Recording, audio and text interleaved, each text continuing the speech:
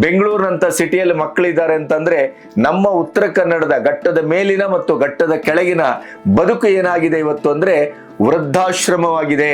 ಗೋವನ್ನ ನಾವು ಪಾಲಿಸ್ತೇವೆ, ಪಾಲನೆ ಮಾಡ್ತೇವೆ ಹೇಳ್ತಲ್ಲ, ಅದು ಪಾಲನೆ ಅಲ್ಲ, ಅದೊಂದು ಕರ್ತವ್ಯ. ಈ ಗೋ ಆಧಾರಿತ ಬದುಕನ್ನು ನಾವು ಬಿಟ್ಟಿದ್ರಿಂದಲೇ ನಮಗೆ ಬರಬಾರದ ಸಂಕಟಗಳು, ಬರಬಾರದ ರೋಗಗಳು ಬರ್ತಾ ಇವೆ ಮತ್ತು ಗೋ ಶಾಪವು ನಮಗೆ ತಟ್ತಾ ಇದೆ. ನಿಮಗೆ ಇದೊಂದು ಸಣ್ಣ ವಿಷಯ ಅಂತ ಅನಿಸ್ಬೋದು, ಆದರೆ ಇವತ್ತು ಸಣ್ಣ ಸಣ್ಣ ಸಣ್ಣ ಸಣ್ಣ ವಿಷಯಗಳನ್ನೇ ಕಳ್ಕೊಂಡು ನಾವು ಬದುಕಿನ ಅಮೂಲ್ಯವಾದಂಥ ಸುಖವನ್ನು ಕಳ್ಕೊಳ್ತಾ ಇದ್ದೇವೆ.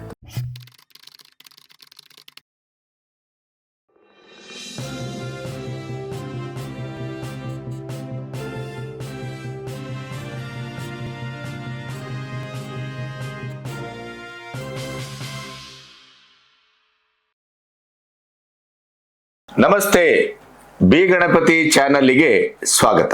ನನಗೆ ಇತ್ತೀಚಿನ ದಿನಗಳಲ್ಲಿ ಈ ಗೋಧಾಮದೊಟ್ಟಿಗೆ, ಗೋಪಾಲಕರೊಟ್ಟಿಗೆ, ಗೋ ಪ್ರೇಮಿಗಳೊಟ್ಟಿಗೆ, ಗೋ ಗವ್ಯವನ್ನ ಸಮಾಜದ ವಿವಿಧ ಸ್ತರಗಳಿಗೆ ಜೀವನದ ಉಪಯೋಗಕ್ಕಾಗಿ, ರೋಗ ಶಮನಕ್ಕಾಗಿ, ಬೇರೆ ಬೇರೆ ರೀತಿಯ ಕ್ಯಾನ್ಸರ್ ಇಂದ ಹಿಡಿದು ಪ್ರತಿಯೊಂದು ಅರ್ಬುದ ರೋಗಕ್ಕೆ ಎಲೋಪತಿ ಸೋತಲ್ಲೆಲ್ಲ ಈ ಗೋ ಉತ್ಪನ್ನದ ಮೂಲಕ ತಯಾರಾದಂಥ ನಮ್ಮ ಪಾರಂಪರಿಕ ನಿಧಿಗೆ ಸಮಾನವಾದಂಥ ಔಷಧೋಪಚಾರ ಏನಿದೆ ಅದು ಗೆದ್ದಿದೆ. ನಮ್ಮ ನಾಟಿ ವೈದ್ಯಕೀಯ ಪದ್ಧತಿ ಇರಬಹುದು, ನಮ್ಮ ಪಾರಂಪರಿಕ ಚಿಕಿತ್ಸಾ ಕ್ರಮ, ಮನೆಮದ್ದು, ಇವೆಲ್ಲದರ ಮೂಲ ಧಾತು ಏನು ಅಂತಂದ್ರೆ ನಮ್ಮ ಗೋವು, ಗೋ ಉತ್ಪನ್ನ, ಗೋಮೂತ್ರ, ಗೋ ಆಧಾರಿತ ಕೃಷಿ, ಗೋ ಆಧಾರಿತ ಬದುಕು, ಗೋವನ್ನೇ ಆಶ್ರಯಿಸಿದ ನಮ್ಮ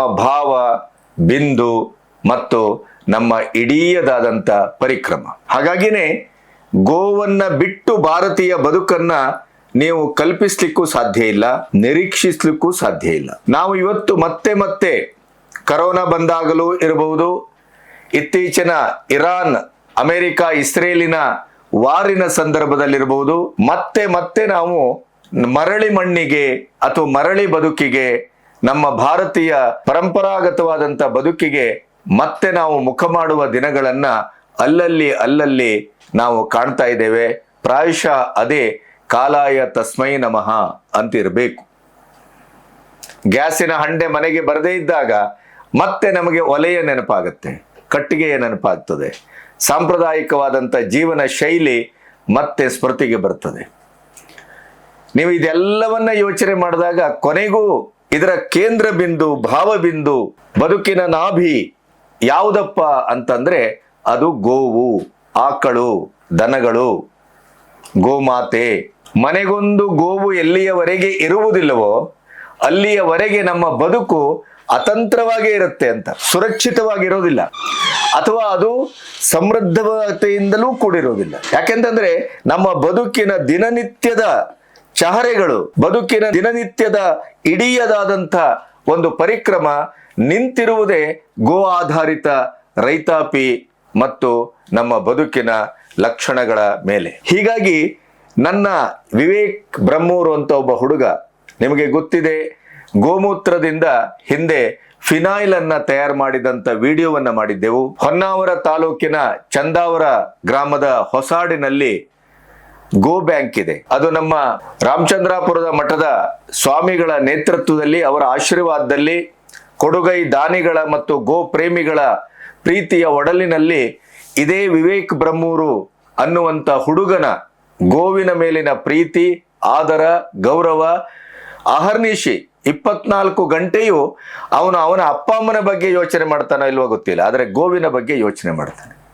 ಇತ್ತೀಚೆಗೆ ಗೋವಿನ ಕೊಟ್ಟಿಗೆಯಿಂದ ಕೆಳಗಿಳಿಯುವಾಗ ಅವನಿಗೆ ಕಾಲಿಗೆ ಸಂಬಂಧಪಟ್ಟು ತೊಂದರೆಯಾಗಿ ಬೆಡ್ ರೆಸ್ಟ್ ಅಲ್ಲಿ ಇದ್ರೂ ಕೂಡ ಕುಂಟುಗಾಲಿನಲ್ಲೇ ಇಡೀ 100 ಗೋವುಗಳನ್ನ ಅವನು ನೋಡ್ಕೊಳ್ತಾನೆ. ನನಗೆ ಅವನು ಯಾವಾಗಲೂ ಯಾರಾದರೂ ಗೋ ಸೇವೆ ಮಾಡಿದರೆ, ಅಲ್ಲಿ ಗೋ ಬ್ಯಾಂಕಿಗೆ ಆರ್ಥಿಕ ಸಹಾಯ ಮಾಡಿದರೆ, ಹುಲ್ಲುಗಳನ್ನು ಕೊಟ್ಟರೆ, ಒಣ ಹುಲ್ಲನ್ನು ತಂದರೆ, ಅಥವಾ ಹಸಿ ಹುಲ್ಲನ್ನು ಬೆಳೆಯಲಿಕ್ಕೆ ಸ್ಪ್ರಿಂಕ್ಲರೋ ಇನ್ನಿತರ ಯಾವ್ಯಾವುದೋ ಹಾಕಿದರೆ, ಅಥವಾ ಗೋವಿಗೆ ಈ ಸೆಕೆಗಾಲದಲ್ಲಿ, ಈಗಂತೂ ಉತ್ತರ ಕನ್ನಡ ಅಂತ ಅಲ್ಲ, ಉತ್ತರ ಕರ್ನಾಟಕ ಅಂತ ಅಲ್ಲ, ಅಥವಾ ಕರಾವಳಿ ಕರ್ನಾಟಕ ಅಂತ ಅಲ್ಲ, ಬೆಂಗಳೂರಲ್ಲೂ ಕೂಡ ಧಗೆಯಲ್ಲಿ ಸೆಕೆಯಲ್ಲಿ ಬದುಕಲಿಕ್ಕೆ ಆಗ್ತಾ ಇಲ್ಲ. ಇಂಥ ಪರಿಸ್ಥಿತಿಯಲ್ಲಿ ಉತ್ತರ ಕನ್ನಡದಲ್ಲಿ ಗೋವುಗಳ ಪರಿಸ್ಥಿತಿ ಹೇಗಿರಬಹುದು? ಅದಕ್ಕೆ ಮೈ ಮೇಲೆ ಈ ಸ್ಪ್ರಿಂಕ್ಲರ್ ರೀತಿ ಮಳೆ ಹನಿಯ ಅಥವಾ ಹನಿಸುವ ಹನಿ ನೀರಾವರಿಯ ಮೂಲಕ ಅಮೆರಿಕದಲ್ಲಿದ್ದಂಥ ಅದೇ ಊರಿನ ಒಂದು ದಾನಿಗಳು ಕೊಟ್ಟಂತ ಒಂದು ಈ ಕಾಲದ ಆಧುನಿಕ ಪದ್ಧತಿಯ ದನವಿನ ಮೈ ಮೇಲೆ ಆ ಹನಿಸುವ ನೀರು ಅವುಗಳಿಗೆ ಒಂದು ಸುಖವನ್ನು ತಂಪನ್ನು ಕೊಡುವಂತ ವ್ಯವಸ್ಥೆಯನ್ನ ಮಾಡಿದಾಗ ಅದನ್ನು ನಮಗೆ ಕಳಿಸ್ತಾನೆ. ನಾನು ಅದನ್ನು ನೋಡ್ತೇನೆ, ಅದಕ್ಕೆ ಪ್ರತಿಕ್ರಿಯಿಸ್ತೇನೆ.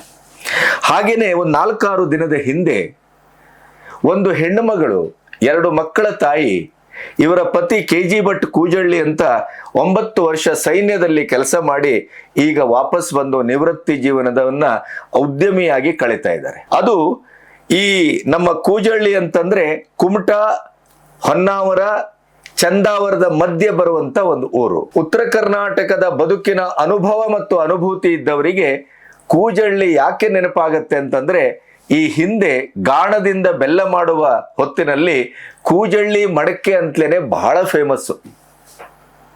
ಆ ಕೂಜಳ್ಳಿ ಮಡಕೆ ಹೀಗೆ ರೌಂಡ್ ಆಗಿದ್ದಿ, ರೌಂಡಿನ ಆ ಕುತ್ತಿಗೆಯ ಒಂದು ಕಂಠ, ಅದರಲ್ಲಿ ಆ ಬೆಲ್ಲವನ್ನ ತುಂಬಿಟ್ಟು ಗಣಪತಿ ಚೌತಿಯಿಂದ ಹಿಡಿದು ಪ್ರತಿಯೊಂದು ಹಬ್ಬ ಹರಿದಿನಗಳಿಗೆ ನಿತ್ಯ ಜೀವನಕ್ಕೆ ಬೆಲ್ಲ ತಿಂದೇ ನಾವು ಬದುಕಿದಂಥ ಒಂದು ಆ ಕ್ಷಣಗಳು ಈಗೂ ನೆನಪಿದೆ.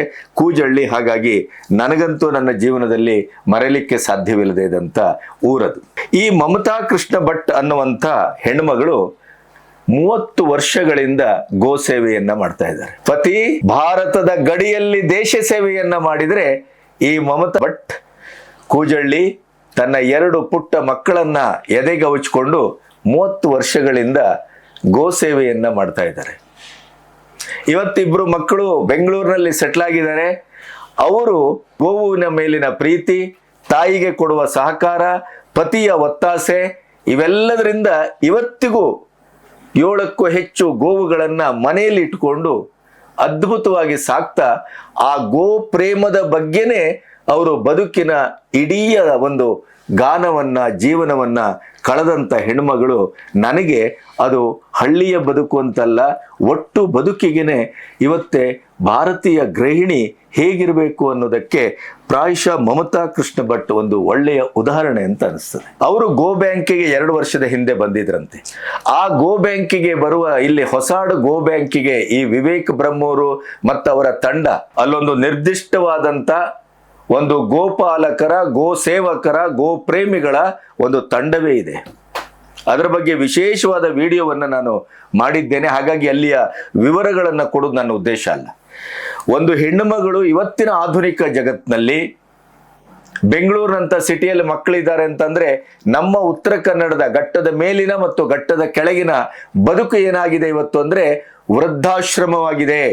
ಅದು ಹೋಗ್ತಾ ಹೋಗ್ತಾ ಕೊನೆಗೆ ಅನಾಥಾಶ್ರಮವೂ ಆಗ್ಬಹುದೇನೋ ಗೊತ್ತಿಲ್ಲ. ಕೈಗೆಟುಕದ ಮಕ್ಕಳು, ಸಂದರ್ಭಕ್ಕೆ ಸಿಗದೇ ಇದ್ದಂತ ಒಂದು ವ್ಯವಸ್ಥೆ, ಇವೆಲ್ಲ ಆದಾಗ ಕೊನೆಗೂ ಆಗುವಂಥದ್ದೇನು ಅದೇ. ಇಂಥ ಸಂದರ್ಭದಲ್ಲಿ ಈ ಹೆಣ್ಣುಮಗಳು ಒಂದು 30 ವರ್ಷದಿಂದ ಆಕಳ ಸೇವೆಯನ್ನ ಮಾಡ್ತಾ ಇದ್ದಾರೆ ಅಂತಂದ್ರೆ, ಇವತ್ತಿನ ಕಾಲದಲ್ಲಿ ಅವರೇನು ಮುದುಕಿ ಆಗಿಲ್ಲ, ಇನ್ನು 70 ವರ್ಷ 80 ವರ್ಷ ಅಲ್ಲ. ಈ ಕಾಲದ ಮಧ್ಯವಯಸ್ಸಿನ ಹೆಣ್ಮಗಳು ಇವತ್ತೇನು ಟಿವಿ ಅಂತೆ, ಮಾಲ್ ಅಂತೆ, ಸಿನಿಮಾ ಅಂತೆ, ಬೆಂಗಳೂರಲ್ಲಿ ಮಕ್ಕಳಿದ್ರೆ ಬೆಂಗಳೂರು ಮಕ್ಕಳ ಒಟ್ಟಿಗೆ ಹೋಗ್ಲಿಕ್ಕೆ ಅಂತ ಹೇಳಿ ಉತ್ತರ ಕನ್ನಡದ ಬಹುತೇಕ ಕೃಷಿ ಒಂದು ಆಧಾರಿತ ಕುಟುಂಬಗಳು ಸಂಪೂರ್ಣವಾಗಿ ಒಂದೋ ಅದನ್ನ ಫಲಗುತ್ತಿಗೆ ಕೊಟ್ಟು ಈಚೆ ಬಂದಿದ್ದಾರೆ, ಇಲ್ಲ ಮಾರಿ ಬೆಂಗಳೂರಿಗೆ ಬಂದು ಸೆಟ್ಲ್ ಆಗಿದ್ದಾರೆ.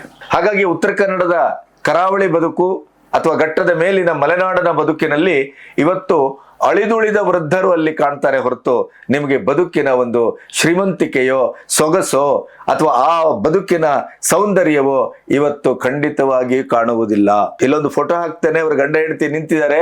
ಅವರ ಊರಿನ ಆ ಹಸಿರು ಉಕ್ಕಿ ಹರಿಯುವ ಆ ಇಡೀ ಗುಡ್ಡ ಬೆಟ್ಟಗಳ ಮಧ್ಯೆ ಅವರ ಜೀವನ ಮತ್ತು ಅವರ ಬದುಕು, ಅವರ ಊರನ್ನ ನೋಡಿದ್ರೆ ನನಗಂತೂ ಈ ಪರಿಸರ, ದನ, ಕರು, ಊರು, ಕೇರಿ ಪ್ರೀತಿಸುವ ನನಗೆ ಬಾಯಲ್ಲಿ ನೀರು ಬಂತು. ಅಂತಹ ಒಂದು ಸಮೃದ್ಧವಾದ ಬದುಕನ್ನ ಬದುಕ್ತಾ ಇದ್ದಾರೆ. ಈ ಹೊಸಾಡಿನ ಗೋಶಾಲೆಗೆ 2 ವರ್ಷದ ಹಿಂದೆ ಬಂದಾಗ ಅವರು ಅಕ್ಷರಶಃ ಕಣ್ಣೀರಿಟ್ರಂತೆ, ದುಃಖ ಉಮ್ಮಳಿಸಿ ಬಂತವರಿಗೆ. ಯಾಕೆಂದ್ರೆ ಚಂದಾವರ ಸಮೀಪ ಇರುವ ಹೊಸಾಡಿನ ಗೋಶಾಲೆಯ ಆ ನೆಲೆಯೇ ಅಂಥದ್ದು. ಯಾಕೆಂತಂದ್ರೆ ಅಲ್ಲಿ ಕಾಮಧೇನು ಇದ್ದಾಳೆ. ಅದರ ಪದತಲದಲ್ಲಿ ಹೋಗಿ ನೀವು ಬೇಡ್ಕೊಂಡ್ರೆ ನಿಮ್ಮ ಇಷ್ಟಾರ್ಥ ಸಿದ್ಧಿ ಆಗತ್ತೆ. ಇದು ನನ್ನ ಅನುಭವ ಮತ್ತು ಅನುಭೂತಿ. ಅದರ ಜೊತೆಗೆ ಸಾವಿನ ಮನೆಯ ಬಾಗಿಲನ್ನ ತಟ್ಟಿ ಬಂದಂಥ ರೌರವ ನರಕವನ್ನ, ಹೈವೇಯಲ್ಲಿ ಆಕ್ಸಿಡೆಂಟು ಅಥವಾ ಈ ಕಟುಕರ ಕತ್ತಿಗೆ ಸಿಕ್ಕಿ ಅರ್ಧಮರ್ಧ ಬದುಕಿ ಬಂದದ್ದು, ಯಾರೋ ಬೆಂಕಿ ಹಾಕಿದ್ದು, ಕಾಲು ಮುರಿದದ್ದು, ಅಥವಾ ಈ ಕಟುಕರ ಕೈಗೆ ಸಿಕ್ಕಿ ಇದಕ್ಕೆ ಏನೋ ವಧಾಸ್ಥಾನಕ್ಕೆ ಅಥವಾ ಈ ಗೋಹತ್ಯೆ ಮಾಡುವಂತ ಕಾರ್ಖಾನೆಗೆ ಹೋಗ್ಬೇಕಾದಂತ ಕಸಾಯಿಖಾನೆಗೆ ಹೋಗ್ಬೇಕಂತ ದನಗಳು ಅಲ್ಲಿ ಬರ್ತವೆ. ಆ ವಿವೇಕನ ಬಗ್ಗೆ ಯಾಕೆ ಇಷ್ಟು ಮಾತನಾಡ್ತಾ ಇದ್ದೇನೆ ಅಂದ್ರೆ, ಆ ಹುಡುಗ ಈ ಕಾಲದ ಯುವಕರನ್ನ ನಾಚಿಸುವ ಹಾಗೆ ಮತ್ತು ಈ ಕಾಲದ ಯುವಕರು ಕಣ್ತೆರೆಯುವ ಹಾಗೆ ಆ ಗೋ ಸೇವೆಯನ್ನ ಆ ಹುಡುಗ ಮಾಡ್ತಾ ಇದ್ದಾನೆ. ಅದನ್ನು ನೋಡಿದ್ರೆ ನೀವು ಅವಾಕ್ಕಾಗ್ತೀರಿ. ಆ ಎಲ್ಲ ಗೋವುಗಳ ಸೇವೆ, ಒಂದು ಕಡೆ ಕ್ಯಾನ್ಸರ್ನ ಗೋವು, ಒಂದು ಕಡೆ ರಕ್ತ ಹರಿತಾ ಇರುವಂತ ಗೋವು, ಕಾಲು ಮುರಿದಂಥದ್ದು, ಒಂದು ಕಾಲಿನ ಗೋವು, ಯಾವ್ಯಾವುದು ಬೇಕು ನಿಮಗೆ ಆ ಥರದ ಎಲ್ಲ ಗೋವುಗಳನ್ನ ಸಾಕ್ತಾ ಅಲ್ಲೊಂದು ಭಾರತದಲ್ಲೇ ಅಪರೂಪದ ಒಂದು ಗೋ ಬ್ಯಾಂಕ್ ಅನ್ನು ಮಾಡಿದ್ದಾರೆ. ಅದರ ಬಗ್ಗೆ ವಿಶೇಷವಾದಂಥ ವಿಡಿಯೋಗಳನ್ನು ನಾನು ಮಾಡಿದ್ದೇನೆ. ನನ್ನ ಯೂಟ್ಯೂಬಿನ ಲಿಂಕ್ ಇದೆ, ನೋಡ್ಬೋದು. ಈ ಥರದ ಪರಿಸ್ಥಿತಿಯಲ್ಲಿ ಅವರು ಅಲ್ಲಿಂದ ಗೋಶಾಲೆಗೆ ಒಂದು ತನ್ನದೇ ಆದ ಮಿತಿಯಲ್ಲಿ ದಾನವನ್ನ ಮಾಡ್ತಾ ಬಂದಂತ ಇದೇ ಮಮತಾ ಕೃಷ್ಣ ಭಟ್ ಅವ್ರ ಬಗ್ಗೆ ನನಗೊಂದಿಷ್ಟು ಮಾಹಿತಿಯನ್ನ ಕಳಿಸಿದ್ರು. ವಿವೇಕ್ ಅವರು ಯಾವ ರೀತಿ ಗೋವನ್ನ ಸಾಕ್ತಾರೆ. ಗೋವು ಸಾಕು ಪ್ರಾಣಿ ಅಲ್ಲ, ಬದಲಾಗಿ ಜೀವ ಸಂಕುಲವನ್ನ ಸಾಕುವ ಪ್ರಾಣಿ. ಇದು ಆ ಹೆಣ್ಮಗಳ ಮಾತು. ಗೋವಿನ ಪಾಲನೆ ಅಲ್ಲ ಅದು. ಗೋವನ್ನ ನಾವು ಪಾಲಿಸ್ತೇವೆ, ಪಾಲನೆ ಮಾಡ್ತೇವೆ ಹೇಳ್ತಲ್ಲ, ಅದು ಪಾಲನೆ ಅಲ್ಲ, ಅದೊಂದು ಕರ್ತವ್ಯ. ನೋಡಿ, ಒಬ್ಬ ಮಮತಾ ಕೃಷ್ಣ ಭಟ್ ಒಂದು ಗೃಹಿಣಿ, ಅವರು ಗೋವಿನ ಬಗ್ಗೆ ಎಂಥ ಒಂದು ಪ್ರೀತಿಯನ್ನು ಹೊಂದಿದ್ದಾರೆ. ಒಂದು ದಿನ ನಾನು ಮಕ್ಕಳು ಗಂಡನನ್ನಾದ್ರೂ ಬಿಟ್ಟು ಉಳಿಯಬಲ್ಲೆ, ಗೋವನ್ನ ಬಿಟ್ಟು ಉಳಿಲಿಕ್ಕೆ ಸಾಧ್ಯ ಇಲ್ಲ, ಅದವರ ಮಾತು. ಹಾಗಾಗಿ ಕೂಜಳ್ಳಿಯ ಬಚ್ಕಂಡದಲ್ಲಿ ಇವರು ಗೋವನ್ನ ಸಾಕ್ತಾ ಇದ್ದಾರೆ. ಬದುಕನ್ನ ಸವೆಸಿದ ಒಬ್ಬ ವೀರ ಮಾತೆಯ ಒಂದು ಪರಿಚಯದ ಮೂಲಕ ನಾನು ನಿಮಗೆ ಇದನ್ನು ಕಳಿಸ್ಕೊಡ್ತೇನೆ ಅಂತ ವಿವೇಕ್ ನನಗೆ ಕಳಿಸಿದ್ದಿದೆಯಲ್ಲ, ಅದನ್ನ ನಾನು ಎಂದೂ ಮರೆಯಲಿಕ್ಕೆ ಸಾಧ್ಯ ಆಗಲಿಲ್ಲ. ನನಗೆ ಗೋವಿನ ಪ್ರೀತಿ, ಆ ಗೋವಿನ ಸಾಕುವಂಥ ಒಂದು ತಪಸ್ಸು, ಆ ಗೋವಿನಲ್ಲಿರುವಂಥ ಒಂದು ಅಡಕವಾದಂಥ ಆ ಇಡೀ ಸತ್ವ ಗುಣ, ಅದರಿಂದ ನೀವು ಈ 30 ವರ್ಷದಲ್ಲಿ ಏನನ್ನ ಪಡೆದ್ರಿ ಅಂತಂದ್ರೆ ಆರೋಗ್ಯವನ್ನ, ನೆಮ್ಮದಿಯನ್ನ, ಸುಖವನ್ನ, ಸಾರ್ಥಕತೆಯನ್ನ. ಇನ್ಯಾವಾಗಾದರೂ ನಾನು ಕಣ್ಮುಚ್ಚಿದೆ ಅಂತಂದ್ರೆ ಅತ್ಯಂತ ಹೆಮ್ಮೆ, ಬದುಕನ್ನ ಸಂಪೂರ್ಣವಾಗಿ ಅನುಭವಿಸಿದ ಆ ಒಂದು ಖುಷಿ, ತೃಪ್ತಿಯಲ್ಲಿ, ಆತ್ಮತೃಪ್ತಿಯಲ್ಲಿ ನಾನು ಈ ಲೋಕವನ್ನು ಬಿಟ್ಟು ಹೋಗ್ತೇನೆ. ಕಾರಣ ಏನು ಅಂದ್ರೆ, ನನಗೆ ಗೋಪಾಲನೆ, ಗೋವಿನ ಒಡನಾಟ, ಗೋ ಸೇವೆ ಅಂಥ ಒಂದು ಸುಖವನ್ನ ನನಗೆ ಕೊಟ್ಟಿದೆ. ಹಾಗಾಗಿ ಈ ಹೆಣ್ಮಗಳ ಬಗ್ಗೆ ನನಗೆ ಮಾತಾಡಬೇಕು ಅಂತ ಅನಿಸಿತು. ನನ್ನ ಕುಟುಂಬದಲ್ಲಿ ಹಳ್ಳಿಯಲ್ಲಿ ಬದುಕ್ತಾ ಇರುವಂಥ ನನ್ನ ಸಹೋದರ ಆಗ್ಬೋದು, ನನ್ನ ಕುಟುಂಬಿಕರಾಗ್ಬೋದು, ಅಲ್ಲಿ ಕೂಡ ಇವತ್ತು ಗೋ ಕಾಣೆ, ಗೋ ಸೇವೆ ಅಲ್ಲ, ಗೋ ಕಾಣೆ, ಗೋವಿಲ್ಲ. ಯಾಕೆ ಹೇಳಿ? ಅವರಿಗೆ ಎಲ್ಲೋ ಹೋಗ್ಬೇಕಾಗತ್ತೆ, ಎಲ್ಲೋ ಒಂದು ಕೆಲಸಕ್ಕೆ ಹೋಗ್ಬೇಕಾಗತ್ತೆ, ಮಕ್ಕಳ ಮನೆಯಲ್ಲಿಲ್ಲ, ತಪ್ಪಲ್ಲ. ಗೋವಿದ್ರೆ ಅಥವಾ ದನ ಇದ್ರೆ, ದನಕರುಗಳಿದ್ರೆ ನೀವು ಮನೆ ಬಿಟ್ಟು ಹೋಗುವಂಗಿಲ್ಲ. ಅದಕ್ಕೆ ಹುಲ್ಲು ಬೇಕು, ಅದಕ್ಕೆ ನೀರು ಹಾಕಬೇಕು, ಅದಕ್ಕೆ ಮೇವು ಬರಬೇಕು. ಗೊಬ್ಬರವನ್ನಾದ್ರೂ ಈಗ ಬೇಕಾದ್ರೆ ಇದನ್ನ ಲಿಕ್ವಿಡ್ ಗೊಬ್ಬರವನ್ನು ಹಾಕ್ತೇವೆ ಅಥವಾ ಯಾವುದೋ ಒಂದು ಫಾರ್ಮ್ ಗೊಬ್ಬರವನ್ನು ಹಾಕ್ತೇವೆ. ಈ ಗೋ ಸಾಕುವ ಉಸಾಬರಿ ಬೇಡಪ್ಪ ಅಂತ ಹೇಳಿ ನಮ್ಮೂರಿನವರು, ನಮ್ಮ ಸಂಬಂಧಿಕರು, ನಮ್ಮ ಕುಟುಂಬಿಕರೆಲ್ಲ ಆಲ್ಮೋಸ್ಟ್ ಗೋವನ್ನ ಬಿಟ್ಟಿದ್ದಾರೆ. ಹಿಂದೊಮ್ಮೆ ಯಾವುದೋ ವಿಡಿಯೋದಲ್ಲಿ ಹೇಳಿದ್ದೆ ನಾನು, ಹಂಚಿನ ಮನೆಗಳು, ಹುಲ್ಲಿನ ಮನೆಗಳು, ತಾಳೆಗರಿಯ ಮನೆಗಳ ಜಾಗದಲ್ಲಿ RCC ಬಂದಿದ್ದೇವೆ, ಹಳ್ಳಿ ಬದಲಾಗ್ತಾ ಇದೆ. ಅದರ ಅರ್ಥ ಕೇಳ್ತಾರೆ ಅವರು. ನಾವು ಊರಿಗೋದಾಗ ಈ ತರ ನಾವು ವ್ಯಾಖ್ಯಾನ ಮಾಡಿದ್ರೆ, ನಿಮಗೆ ಬೆಂಗಳೂರಲ್ಲಿ ಎಲ್ಲವೂ ಬೇಕು, ನಾವು ಮಾತ್ರ ಹಳ್ಳಿಗಳಲ್ಲಿ ಹಾಗೆ ಇರ್ಬೇಕಲ್ವಾ ಅಂತ. ಆದರೆ ಹಳ್ಳಿಗೆ, ಬದುಕಿಗೆ ಏನೇನು ಬೇಕು, ಏನೇನನ್ನ ಪಡ್ಕೋಬಹುದು, ಯಾವುದನ್ನ ಹಳ್ಳಿಗೆ ತರಬಾರದು, ಯಾವುದು ಹಳ್ಳಿಗೆ ನಿಷೇಧ, ಯಾವುದು ಹಳ್ಳಿಯ ಸೊಬಗನ್ನ, ಸೌಂದರ್ಯವನ್ನ, ಆರೋಗ್ಯವನ್ನ, ಅದರ ಇಡೀ ಆರ್ಕಿಟೆಕ್ಚರಲ್ ಒಂದು ಸ್ವರೂಪವನ್ನ ಕೆಡಿಸ್ತದೋ ಅದು ಹಳ್ಳಿಗೆ ಬರಬಾರದು. ನೀವೆಷ್ಟೋ ವಿದೇಶಗಳಿಗೆ ನಾನು ಹೋದಾಗ ನನಗೆ ಮೊದಲು ಹೋಗುದು ಪೇಟೆಗಲ್ಲ, ನಾನು ಹಳ್ಳಿಗೆ ಹೋಗ್ತೇನೆ. ಆ ಹಳ್ಳಿಯ ಬದುಕನ್ನ ನೋಡ್ತೇನೆ. ಅಲ್ಲಿ ಅವರು ಆಧುನಿಕವಾದಂತ ಎಲ್ಲ ಪ್ರಕ್ರಿಯೆಗೆ ಮುಖ ಮಾಡಿಯೂ ಕೂಡ ಹಳ್ಳಿಯನ್ನ ಇವತ್ತಿಗೂ ಹಳ್ಳಿಯಾಗಿ ಆ ಹಳ್ಳಿಯ ಬದುಕು ಹಾಗೆ ಉಳಿದಿದೆ. ಅವರಿಗೆ ಬೇಕಾದಂತ ಆವಿಷ್ಕಾರವನ್ನ, ಆಧುನಿಕವಾದಂಥದ್ದು ಹಳ್ಳಿಯ ಬದುಕನ್ನ ಕೆಡಿಸದೇ ಇದ್ದಂತ, ಅನಾರೋಗ್ಯಕ್ಕೆ ತುತ್ತಾಗದೇ ಇದ್ದಂತ ರೀತಿಯಲ್ಲಿ ಆರೋಗ್ಯಪೂರ್ಣವಾಗಿ ಯಾವ್ಯಾವ ಆವಿಷ್ಕಾರಗಳು ನಮಗೆ ಬೇಕೋ ಅದನ್ನ ಲಿಮಿಟೆಡ್ ಆಗಿ, ಅನ್ಲಿಮಿಟೆಡ್ ಆಗಲ್ಲ, ಬಳಸ್ಕೊಳ್ತಾರೆ. ಅವರು ಗೋವು ಸಾಕ್ತಾ ಇದ್ದಾರೆ. ನಮ್ಮ ಗೋವನ್ನ ಕದ್ದೊಯ್ದಂಥವ್ರು ಇವತ್ತು ಇದೇ ನಮ್ಮ ದೇಶೀಯ ಆಕಳ ತಳಿಗಳನ್ನ ಬೆಲ್ಜಿಯಮ್ಮು, ಬ್ರೆಜಿಲ್ಲು ಇಂಥ ಕಡೆಗೆ ನೀವು ಹೋದ್ರೆ ಅಲ್ಲಿ ನಮ್ಮ ದೇಶದಲ್ಲಿ ಇಲ್ಲದೆ ಇದ್ದಷ್ಟು ಪ್ರಮಾಣದ ಗೋವುಗಳಲ್ಲಿದೆ. ಅವರಿಗೆ ಗೋವಿನ ಮಹತ್ವ ಗೊತ್ತಾಗಿದೆ. ಹಾಗಾಗಿ ನನಗೆ ಈ ಮಮತಾ ಕೃಷ್ಣ ಭಟ್ ಯಾಕೆ ಮುಖ್ಯವಾಗ್ತಾರೆ ಅಂತಂದ್ರೆ, ಅವರು ಬದುಕನ್ನ ಎಲ್ಲರ ಹಾಗೆ ಬದುಕಿದ್ದಾರೆ, ಮಕ್ಕಳನ್ನು ಬೆಳೆಸಿದ್ದಾರೆ, ಮಕ್ಕಳು ಎಲ್ಲಿ ಓದಬೇಕೋ ಅಲ್ಲಿ ಓದಿದ್ದಾರೆ, ಯಾವ ಕೆಲಸದಲ್ಲಿರಬೇಕೋ ಆ ಕೆಲಸದಲ್ಲಿದ್ದಾರೆ. ಆದರೆ ಇವರು ಹಳ್ಳಿ, ಗೋವು, ಗೋ ಆಧಾರಿತ ಕೃಷಿ, ಆ ಬದುಕು, ಅದಕ್ಕೆ ತನ್ನನ್ನ ಸಮರ್ಪಿಸಿಕೊಂಡಿದ್ದಾರೆ. ಅದು ಬಹಳ ಬಹಳ ಮುಖ್ಯ ಅಂತ. ಇವತ್ತು ಗೋವಿನ ಮೇಲಿನ ಪ್ರೀತಿ ಕಾಣ್ತೇವೆ, ಗೋ ಪ್ರೇಮ ಕಾಣುತ್ತೆ, ಆದರೆ ಗೋ ಪಾಲಕರ ಸಂಖ್ಯೆ ಕಡಿಮೆ ಆಗಿದೆ. ನಾನು ಯಾಕೆ ಈ ಹೆಣ್ಮಗಳ ಬಗ್ಗೆ ಮಾತಾಡ್ತಾ ಇದ್ದೇನೆ ಅಂದ್ರೆ, ಕನಿಷ್ಠ ಪಕ್ಷ ಇವತ್ತು ನಾವು ಕುಡಿಯುವ ಹಾಲು 100ಕ್ಕೆ 100 ಅಡಲ್ಟ್ರೇಟೆಡ್, ನಾವು ಬಳಸುವ ತುಪ್ಪ 100ಕ್ಕೆ 100 ಅಡಲ್ಟ್ರೇಟೆಡ್, ನಾವು ಕುಡಿಯುವ ಮಜ್ಜಿಗೆ, ಈ ಬೇಸಿಗೆ ಕಾಲದಲ್ಲಿ ಮಜ್ಜಿಗೆ ನೀರು, ಮಜ್ಜಿಗೆ ಬೇಕು, ನೀವು ಪೇಟೆಯಿಂದ ತಂದು ಮಾಡುವ ಹಾಲಿನ ಮಜ್ಜಿಗೆ ಅಥವಾ ಮೊಸರು 100ಕ್ಕೆ 100 ಅಡಲ್ಟ್ರೇಟೆಡ್. ಹಾಗಾಗಿ ಬರಬಾರದ ರೋಗಗಳು ಬರ್ತಾ ಇದೆ, ಅಕಾಲದಲ್ಲಿ ಹೃದಯಾಘಾತ ಆಗ್ತಾ ಇದೆ, ಎಂತೆಂಥ ಕಾಯಿಲೆಗಳು ಇವತ್ತು ಬರ್ತಾ ಇದೆ. ಇದೆಲ್ಲದಕ್ಕೂ ಒಂದೇ ಒಂದು ಪರಿಹಾರ, ನಾವು ಮನೆಗೆ ಒಂದು ಗೋವನ್ನ ಸಾಕುವುದು. ಪಟ್ಟಣಗಳಲ್ಲಂತೂ ಆಗೋದಿಲ್ಲ, ಕನಿಷ್ಠ ಪಕ್ಷ ಹಳ್ಳಿಗಳಲ್ಲಿ ಈ ಗೋ ಆಧಾರಿತ ಬದುಕನ್ನು ನಾವು ಬಿಟ್ಟಿದ್ರಿಂದಲೇ ನಮಗೆ ಬರಬಾರದ ಸಂಕಟಗಳು, ಬರಬಾರದ ರೋಗಗಳು ಬರ್ತಾ ಇವೆ ಮತ್ತು ಗೋ ಶಾಪವು ನಮಗೆ ತಟ್ತಾ ಇದೆ. 30 ವರ್ಷದಿಂದ ನಿರಂತರವಾಗಿ ನೀವು ಗೋವನ್ನ ಸಾಕ್ತಾ ಇದ್ದೀರಿ, ನಿಮಗೆ ಏನನ್ನ ಕಳ್ಕೊಂಡಿದ್ದೀರೋ ಅಥವಾ ಪಡ್ಕೊಂಡಿದ್ದೀರೋ ಏನು ಅಂತ ಕೇಳಿದರೆ, ಅದು ಗೋ ಸೇವೆ ಅಲ್ಲ, ದೇವರ ಸೇವೆ ಅಂತಾರೆ. ಅದು ಗೋವನ್ನ ಸಾಕುವ ಕೆಲಸ ಅಲ್ಲ, ಅದೊಂದು ತಪಸ್ಸು ಅಂತಾರೆ, ಅದೊಂದು ಪೂಜೆ ಅಂತಾರೆ. ಆ ತಪಸ್ಸು ಪೂಜೆಯಿಂದ ಯಾವ ಪುಣ್ಯ ದಕ್ತದೋ ಇಲ್ವೋ ನನಗೆ ಗೊತ್ತಿಲ್ಲ, ಆದರೆ ಸುಖವಾದ, ಸಮೃದ್ಧವಾದ, ಖುಷಿಯಾದಂತ ಆತ್ಮತೃಪ್ತಿಯ ಜೀವನ ನನಗೆ ದಕ್ಕಿದೆ. ಇವರಿಗೆ ಇವರ ಮನೆ ದನ ಅಷ್ಟೇ ಅಲ್ಲ, ಪಕ್ಕದ ಮನೆ ದನ ಬಂದ್ರು ಇವರು ಅದಕ್ಕೆ ಆಹಾರ, ನೀರು ಎಲ್ಲವನ್ನ ಕೊಟ್ಟು ಕಳಿಸ್ತಾರೆ ಅಂತ ವಿವೇಕ್ ಬರೆದದ್ದನ್ನ ಗಮನಿಸಿದ್ರೆ ನನಗಂತೂ ಆಶ್ಚರ್ಯ ಮೇಲೆ ಆಶ್ಚರ್ಯ. ದೇವರ ಮೆಚ್ಚುವ ಕೆಲಸ ಇದು, ನಿತ್ಯ ದೇವರ ದರ್ಶನ ಆಗತ್ತೆ ನನಗೆ ಅಂತಾರೆ ಹೆಣ್ಮಗಳು. ಗೋವು ಅನ್ನೋದು ನಡೆದಾಡುವ ದೇವತೆ, ಮುಕ್ಕೋಟಿ ದೇವತೆಗಳ ವಾಸಸ್ಥಾನ. ಆ ಗೋವಿನ ಪ್ರೀತಿ, ಆರೈಕೆಯಲ್ಲಿ ನಾನು ಬದುಕನ್ನ ಸಂಪೂರ್ಣವಾಗಿ ಆನಂದಿಸ್ತಾ ಇದ್ದೇನೆ ಅನ್ನುವ ಅವರ ಮಾತಿದೆಯಲ್ಲ, ಆಹಾ, ಎಲ್ಲಿಯೂ ಸಿಗದ ಒಂದು ತೃಪ್ತಿ, ಶಾಂತಿ, ಸುಖ, ನೆಮ್ಮದಿ, ದುಡ್ಡು ಕೊಟ್ಟರೂ ಸಿಗದ ಆರೋಗ್ಯ, ಇವೆಲ್ಲವೂ ಗೋಸೇವೆಯಲ್ಲಿ ನನಗೆ ದಕ್ಕಿದೆ. ನನ್ನ ಬದುಕು ನನಗೆ ತೃಪ್ತಿಯನ್ನ ಕೊಟ್ಟಿದೆ, ಸುಖವನ್ನ ಕೊಟ್ಟಿದೆ. ಪ್ರತಿ ಕ್ಷಣ ನಾನು ಸುಖದಲ್ಲೇ ಬದುಕ್ತಾ ಇದ್ದೇನೆ. ನನ್ನ ಮಕ್ಕಳು ಇದಕ್ಕೆ ಕೈ ಜೋಡಿಸ್ತಾ ಇದ್ದಾರೆ, ನನ್ನ ಪತಿ ಇದಕ್ಕೆ ಕೈ ಜೋಡಿಸ್ತಾ ಇದ್ದಾರೆ. ಆ ಇಡೀ ಗೋ ಸೇವೆ ಅದು ಒಂದು ಅವರ್ಣನೀಯವಾದಂಥ ಬದುಕಿನ ಆನಂದ.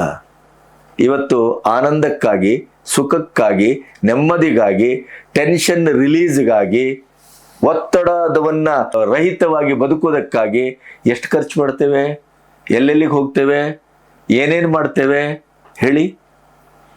ಅದೇ ಇವತ್ತು ಹಾಗೇಳಿ ಫಾರ್ಮ್ ಹೌಸ್ ಕಲ್ಪನೆ ಇದೆ. ಇವತ್ತು ಬೆಂಗಳೂರಲ್ಲಿ ಬದುಕುವ ಒಂದು ಹಂತದ ದುಡಿಮೆಯನ್ನ ಮೀರಿ ಉಳಿಕೆ ದುಡ್ಡನ್ನ ಉಳಿಸುವ ಪ್ರತಿ ಕುಟುಂಬಕ್ಕೂ ಒಂದು ಫಾರ್ಮ್ ಹೌಸ್ ಇದೆ. ಆದ್ರೆ ಅದು ಮಜಾ ಮತ್ತು ಮೋಜಿಗಾಗಿ. ಆದ್ರೆ ಅದೇ ಫಾರ್ಮ್ ಹೌಸ್ ಅಲ್ಲಿ ತರಕಾರಿ ಬೆಳ್ಕೊಂಡು, ಇದೇ ಹಸುವಿನ ಗಂಜಲದಿಂದ, ಗೊಬ್ಬರದಿಂದ ತರಕಾರಿ ಬೆಳ್ಕೊಂಡು, ಹಣ್ಣು ಹಂಪಲು ಬೆಳ್ಕೊಂಡು, ಹಾಲು ಕುಡ್ಕೊಂಡು, ಮೊಸರು ತಿಂದ್ಕೊಂಡು, ಮಜ್ಜಿಗೆ ಕುಡ್ಕೊಂಡು ಬದುಕಿದ್ರೆ 120 ವರ್ಷ 110 ವರ್ಷ ಗ್ಯಾರಂಟಿ ರೀ. ಇದರ ಅಂದಾಜು ನಮಗಿಲ್ಲ,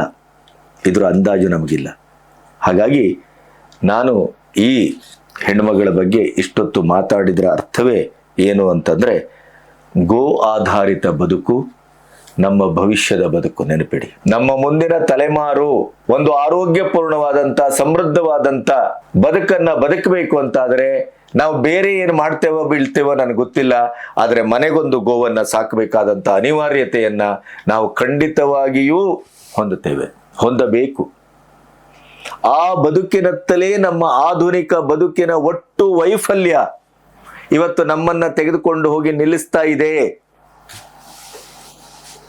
ಪ್ರತಿಯೊಂದು ಸಾಮೂಹಿಕವಾದ ಆಘಾತ ಬಂದ್ರು, ಅದು 3ನೇ ಮಹಾಯುದ್ಧ ಈಗ ಆಗ್ತದೋ ಆಗಬಹುದು, ಈಗ ಸಂಧಾನ ಮುರಿದು ಬಿದ್ದಿದೆ, 3ನೇ ಮಹಾಯುದ್ಧಕ್ಕೆ ಎಲ್ಲವೂ ಸಿದ್ಧತೆ ಆಗ್ತಾ ಇದೆ ಅನ್ನುವಂತ ಚರ್ಚೆ ನಡೀತಾ ಇದೆ. ಒಮ್ಮೆ ಆದ್ರೂ ಕೂಡ 3ನೇ ಮಹಾಯುದ್ಧ ಆದ್ರೂ ಕೂಡ ನಾವು ಮತ್ತೆ ಬದುಕನ್ನ ಕಟ್ಟಬೇಕು ಅಂತ ಅಂದ್ರೆ back to the pavilion, go back, ಕಾರಂತರ ಮರಳಿ ಮಣ್ಣಿಗೆ, ಗಾಂಧಿಯ ಗ್ರಾಮರಾಜ್ಯದ ಸ್ವರಾಜ್ಯದ ಪರಿಕಲ್ಪನೆ. ಹಾಗಾಗಿ ಈ ಹೆಣ್ಣುಮಗಳ ಬಗ್ಗೆ ಆತ್ಮ ತುಂಬಿ ಮನ ತುಂಬಿ ಆ ಸೋದರಿಗೆ ಆ ತಾಯಿಗೆ ಆಯುಷ್ಯ ಗಟ್ಟಿಯಾಗಲಿ, ಆಯುಷ್ಯ ವೃದ್ಧಿಯಾಗಲಿ. ಅವರ ಮೂಲಕ ನಮ್ಮ ಸಮಾಜದಲ್ಲಿ ಇವತ್ತು ಏನು ಐಷಾರಾಮಿ ಬದುಕು ಅಂದ್ರೇನೆ ಆಧುನಿಕತೆಯ ಪರಿಕರಗಳು, ಮೈ ಮೇಲೆ ಬಟ್ಟೆ ನಿಲ್ಲದೆ ಇದ್ದ ಬದುಕು, ಹಳ್ಳಿಯನ್ನ ತಿರಸ್ಕರಿಸಿದ ಬದುಕು, ಮೋಜು ಮಸ್ತಿ, ಅದೇ ಬದುಕಿನ ಒಂದು ಸಾರ್ಥಕತೆ ಅಂತ ನಮ್ಮ ಯುವ ತಲೆಮಾರು ಏನು ಭಾವಿಸಿದೆ. ಉತ್ತರ ಕನ್ನಡದ ಹೆಚ್ಚು ಹೆಣ್ಣುಮಕ್ಕಳು ಇತ್ತೀಚೆಗೆ ಲವ್ ಜೆಹಾದಿಗೆ ಬಲಿಯಾಗ್ತಾ ಇರುವಂತ ಈ ದಿನಗಳಲ್ಲಿ ನನಗೆ ಮಮತಾ ಕೃಷ್ಣ ಭಟ್ ಬಹಳ ಬಹಳ ಮುಖ್ಯವರಾಗ್ತಾರೆ. ಹಾಗಾಗಿ ನಿಮಗೆ ಇದೊಂದು ಸಣ್ಣ ವಿಷಯ ಅಂತ ಅನಿಸ್ಬೋದು, ಆದರೆ ಇವತ್ತು ಸಣ್ಣ ಸಣ್ಣ ಸಣ್ಣ ಸಣ್ಣ ವಿಷಯಗಳನ್ನೇ ಕಳ್ಕೊಂಡು ನಾವು ಬದುಕಿನ ಅಮೂಲ್ಯವಾದಂಥ ಸುಖವನ್ನು ಕಳ್ಕೊಳ್ತಾ ಇದ್ದೇವೆ. ದತ್ತಭಟ್ರು ಜಡ್ಡಿಗದ್ದೆ, ಕಡತೋಕ, ಹೊನ್ನಾವರ ತಾಲೂಕು ಅವರ ಗೋ ಆಶ್ರಮದ ಬಗ್ಗೆ ನಾನೊಂದು ವಿಡಿಯೋ ಮಾಡಿದ್ದೆ. ಅವರು ಇಡೀ ಬದುಕನ್ನೇ ಗೋವಿಗಾಗಿ, ಗೋ ಉತ್ಪನ್ನಕ್ಕಾಗಿ, ಗೋ ಸೇವೆಗಾಗಿ ಮುಡಿಪಾಗಿಟ್ಟಿದ್ದಾರೆ. ಬ್ರಹ್ಮಚಾರಿ, ಅದಕ್ಕೆ ಮದುವೆನೂ ಆಗಿಲ್ಲ ಅವರು. ಗೋಸೇವೆ ಗೋಸೇವೆ ಗೋಸೇವೆ ಅಂಥವ್ರಿಗೆಲ್ಲ ಆಯುಷ್ಯ ಹಿರಿದಾಗಬೇಕು. ಅಂಥವ್ರ ಮಧ್ಯೆ ಈ ಹೆಣ್ಣುಮಗಳು, ನನಗೆ ಅತ್ಯಂತ ಸಂತೋಷ ಆಗಿದೆ, ಖುಷಿಯಾಗಿದೆ. ಈ ಹೆಣ್ಣುಮಗಳ ಹಾಗೆ ನಮ್ಮ ಹೆಣ್ಣುಮಕ್ಕಳಲ್ಲಿ ಅವರ ಬದುಕಿನ ಜೊತೆಗೇನೆ ನಮ್ಮ ಸಾಂಪ್ರದಾಯಿಕವಾದಂಥ ನಮ್ಮ ಆತ್ಮವನ್ನ ಒಂದು ಸ್ಥಿರೀಕರಿಸುವಂಥ, ನಮ್ಮ ಇಡೀ ಭಾರತೀಯ ಬದುಕಿನ ಹೊಕ್ಕುಳು ಬಳ್ಳಿಯಾದಂಥ ಈ ಗೋಮಾತೆಯನ್ನ ರಕ್ಷಿಸುವ ಕೆಲಸವನ್ನ ನಮ್ಮ ಹೆಣ್ಣುಮಕ್ಕಳು, ನಮ್ಮ ಕುಟುಂಬ, ನಾವು ಎಲ್ಲರೂ ಸೇರಿ ಮಾಡಿದಾಗ್ಲೇ ಕಸಾಯಖಾನೆಗೆ ಹೋಗುವ ಈ ದೇವತೆಗಳನ್ನ ರಕ್ಷಿಸಲಿಕ್ಕೆ ಸಾಧ್ಯ. ಮಮತಾ ಕೃಷ್ಣ ಭಟ್ ನಮ್ಮ ಗೃಹಿಣಿಯರು ಅಂತ ನಾವೇನು ಹೇಳ್ತೇವೆ, ಮನೆ ವಾರ್ತೆಯಲ್ಲೇ ಬದುಕನ್ನ ಕಂಡುಕೊಂಡವರು. ನೆನಪಿಡಿ, ನಿಮ್ಮ ಹೆಂಡತಿ ಏನು ಮಾಡ್ತಾಳೆ ಅಂತಂದ್ರೆ ಹಿಂದೆ ಮುಂದೆ ನೋಡಿ ಹೌಸ್ ವೈಫ್ ಅಂತೇವಲ್ಲ, ಇವತ್ತು ಮನೆಯಲ್ಲಿರುವಂತ ನಮ್ಮ ಚಾಕರಿ ಮಾಡುತ್ತಾ, ನಮ್ಮ ಮಕ್ಕಳ ಚಾಕರಿ ಮಾಡ್ತಾ, ನಮ್ಮ ಬದುಕನ್ನ ಕಟ್ತಾ ಹೌಸ್ ವೈಫ್ ಅಂತ ಒಂದು ಕೀಳರಿಮೆಯ ಶಬ್ದಕ್ಕೆ ಪ್ರಾತಿನಿಧಿಕವಾಗಿ ಬದುಕ್ತಾ ಇರುವಂತ ಈ ಮಮತಾ ಕೃಷ್ಣ ಭಟ್ ಅಂತವರೇ ನಿಮ್ಮೆಲ್ಲರಕ್ಕಿಂತ ಹೆಚ್ಚು ದುಡಿತಾರೆ, ಹೆಚ್ಚು ಗಳಿಸ್ತಾರೆ, ಹೆಚ್ಚು ಕಾಲ ಬದುಕ್ತಾರೆ, ಮತ್ತೆ ಅವರು ಹೆಚ್ಚು ಪುಣ್ಯವನ್ನು ಸಂಪಾದಿಸ್ತಾರೆ. ದೇವರಿಗೂ ಹೆಚ್ಚು ಪ್ರೀತಿ ಮತ್ತು ದರ್ಶನ ಮತ್ತು ಅವರ ಭಾಗ್ಯವನ್ನ ಪಡೆತಾರೆ. ಅವರೇ ನಮ್ಮ ಬದುಕಿನ ನಿತ್ಯ ಸ್ಮರಣೀಯರು, ಅವರೇ ನಿಮ್ಗಿಂತ ಹೆಚ್ಚು ದುಡಿಯುವವರು. ಹಾಗಾಗಿ ಮಮತಾ ಕೃಷ್ಣ ಭಟ್ ನನಗೆ ಮಾದರಿ ಆಗ್ತಾರೆ. ಮಮತೆಯಿಂದ ಕೂಡಿ ಅವ್ರ ಬಗ್ಗೆ ಒಂದು 4 ಮಾತಾಡಬೇಕು ಅಂತ ಅನಿಸ್ತದೆ. ನಮ್ಮ ಸಮಾಜಕ್ಕೆ, ನಮ್ಮ ಹೆಣ್ಮಕ್ಕಳಿಗೆ ಅವರು ನಿಜಕ್ಕೂ ಮಾದರಿಯ ಹೆಣ್ಮಗಳು. ನಮಸ್ತೆ.